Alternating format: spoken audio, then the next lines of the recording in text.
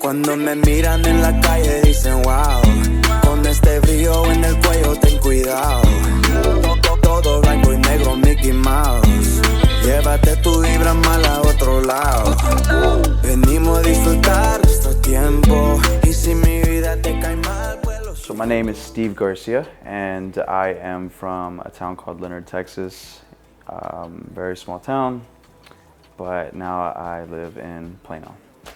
The feedback, it's kind of 50-50 because most of the people that have listened to it so far, like my following, they're not super into the EDM dubstep sound, so they could do without that portion. But as far as the Rayburger fan base, they love the song completely. Like it's, you know, we just spoke to DJ Spider Tech, shout out to him. He's been playing the song in different clubs, and he says it's his go-to secret weapon for, you know, whenever he's trying to surprise the crowd and get the energy going. So all in all, pretty good. Subo came about, Ray had a beat and he, you know, just created this, I don't know when, but he just shot the beat over to me complete, and he said he was trying to do some J Balvin-esque, Bad Bunny type record, and he sent it over, and within like the first hour of me having it, I already had 2 verses done. So within that first day that I got the record, the song was complete pretty much. It was refreshing to say the least. I was in a very like writer's block state, just because I had the same repetitive type of music coming out, and you know, dealing with the same producers and dealing with just the same cadences and drum patterns and progressions, and I think that really just kind of killed my creativity for a little bit. But you know, mixing it up like that, I think really helped. I'm really open to anything. I mean, I've been told that I should do country, that I should do, you know, like some K-pop record type stuff. A little bit of everything, honestly. Just want to get my hands in the pot, you know, as much as I can. Do you know Korean? I don't. I'm willing to learn it. Okay, maybe I can. Sure. I think a lot of it had to do with my personal situation that I had going on. I got really sidetracked and just kind of prioritized, and you know, realized that I need to start releasing more music and just being more proactive on the show side and doing more live performances and just going out and networking. So I just think it was more like an epiphany moment, and bounced back, and now here we are. Songwriting has always been kind of there, I guess. I started really young. I got into hip hop and R&B at around like 9 or 10 years old, and I would just kind of like take those instrumentals that I would hear off of like YouTube or wherever I could find them. Sometimes I'd find them on instrumental CDs back then when they were still pressing physical CDs, and you know, I would just write these raps. I didn't know what the hell I was saying, but I was rhyming, and eventually it turned into me fully songwriting my own music, including producing beats. I think it was probably the moment I realized this is what I wanted to do is probably the first record I did. And it wasn't any good. It was my very first song. It was just very pop-ish, and it was very simple. Man, I can't even recall how it started, but I just remember making the beat in FL Studio. And you know, once I had a foundation, I had the pads going, I had the drum patterns going, I just started songwriting, and it ended up turning into a song, and I realized quickly that that's what I really wanted to do. I was 15 years old when I wrote my first song, and at the time I had a very minimalist studio. I had a desktop PC with some speaker monitors that we had picked up at like Best Buy or something. It might have even been a garage sale, I can't recall, but it was a very cheap setup, and I was just making do with what I had. And when I actually created my first beat, and I, you know, was watching YouTube tutorials and, you know, doing that all weekend instead of going out with friends, I realized, you know, that I had a passion for it, and it definitely just was my outlet whenever I was, you know, going through something, or if I was stressed out, if I was just in a certain situation, especially with like relationships with another person. You know, had a girlfriend at the time when I was 15. and we were going through some things, and obviously it wasn't that serious back then, but in my mind as a 15-year-old, I'm fucking falling apart, and so I expressed those feelings in these songs that I was writing, and it ended up catching on. No, so a lot of my first songs were me rapping most of the time. That's how I started off, was mainly rapping. And eventually I got to the point where I was writing choruses for these songs that I was writing, and I had nobody to sing them. So eventually that's what led into the whole aspect of me singing my songs, and it slowly turned into like a crooning type thing where it's like a mix of rap and singing. So at the end of the day, I just needed someone to sing hooks, and I made myself do it. It's been a long journey, man. It's been tough. It's not been easy. I definitely would say that the music industry is very cutthroat. You have to have very tough skin. You'll be told no a million times before you ever hear a single yes. And you could be the most talented person in the world, but if you don't have those connections, if you don't have the catalog online to show your work, or if you don't have a website going for you, people in the industry will judge you for these things very critically. So it's definitely been tough, but now I think we're kind of in a position where we're gaining traction and we're moving in the right direction, so it's good.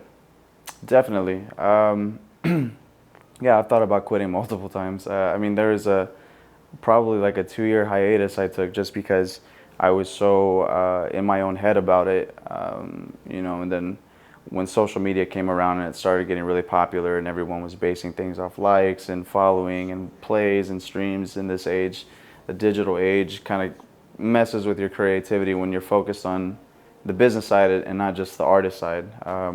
It can kill your creativity, so it's been tough for sure. Well, I recently got asked for advice by a local artist. I think Lauren actually works with him. But basically, what I tell any artist when they come to me and ask for advice, I'm very open. I try to be as real with people as possible because I wish I had it when I was coming up as an artist. And a lot of these things I had to learn the hard way. First and foremost, you got to get your paperwork right. You got to, sign with a pro organization, get all your music registered through Sound Exchange, ASCAP, BMI, whoever it is that you work with. Definitely get all your split sheets correct. If you're working with other artists, just paperwork. Get that in line. If you are dealing with bigger situations, get you an entertainment lawyer. Have that person on retainer. It's very important.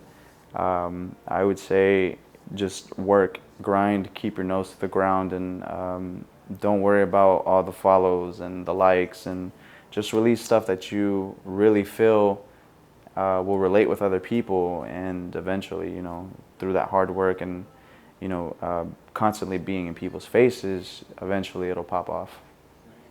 So with writer's block, sometimes you have to get really creative and think outside the box. Or, for example, when Ray reached out to me the first time we were working together, I was kind of going through it. And the best way I found to get through it was take a beat that belongs to a song that's already out, that's popular or whatever you enjoy, and write to that. And then when you write to that, you can take those vocals that you recorded or wrote and basically build a beat around that. And it's definitely a tried and proved method of mine that really works. Another thing you could try is, and it's going to sound really cliche or weird, but meditation can really help. You can clear your mind. You won't really get in the way of yourself, and you won't overthink things too much. So I think by overthinking the words, what you're trying to get out, I think that also causes it. So it's easy just to say what comes to your mind and get all the bad stuff out of the way, and eventually you start getting the good stuff out. Yeah, meditation actually was recent, just because my day job or whatever, it's very stressful. So the ins and outs of that, one way I've found to manage the stress and whatnot is through meditation, and mainly do that in the mornings, right before I go to work, just to kind of clear my mind for the day and just kind of focus and get rid of all the noise. But it does help with writing for sure. It absolutely does. Within the year, I think most of what this year has been is kind of politicking and dealing with the networking, just trying to make more connections and prepare myself for a huge year. This upcoming 2020. I'm gonna work a lot on releasing new music for sure towards the end of the year, probably around December. Start prepping those for the new year and release all that stuff on a month-by-month basis. But mainly this year, it's been just creating relationships, networking, getting my name out there, building those relationships with the people that I meet. And, it's always mutual. I never want it to be one way where it's just like I'm benefiting off you. It's always, I want to find a way to help you out too. So just a lot of networking, a lot of planning, plotting, and trying to figure out what the next major step will be.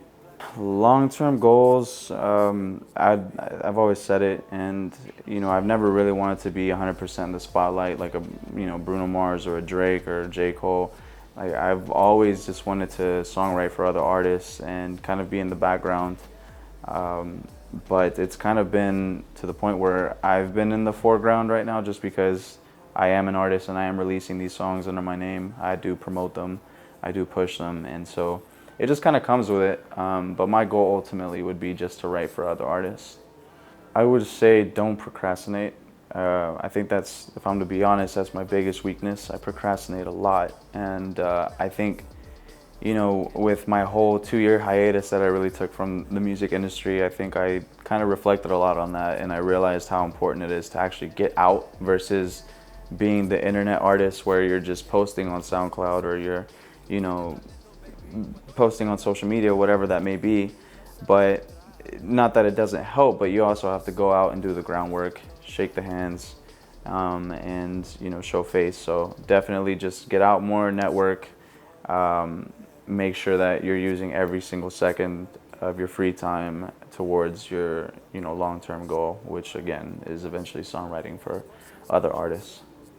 A lot of collaborations. I'm in the middle of collaborating with a few local Dallas artists, and to name a few, there's Low, there's Savannah Low, and there is a few others working with some publishing companies as well. Talking to a couple of A&Rs and whatnot, and so we're just kind of seeing where things go with these next few steps that we do. You can find me on Twitter, Snapchat, Instagram. It's all the same handle, THE Steve Garcia. Follow me. I'm always constantly posting ridiculous memes, posting previews to new songs that I'm working on, or simply just posting shenanigans when I'm out and about. So come holler at me, say hi, DM me, say what's up. If you're an artist, let's work together. I'm all about the art. I'm not trying to charge people. I just want to work, so let's do it. Thank you for the interview. Thank you. Una patada en tu cara, soy el mero mero, me dicen el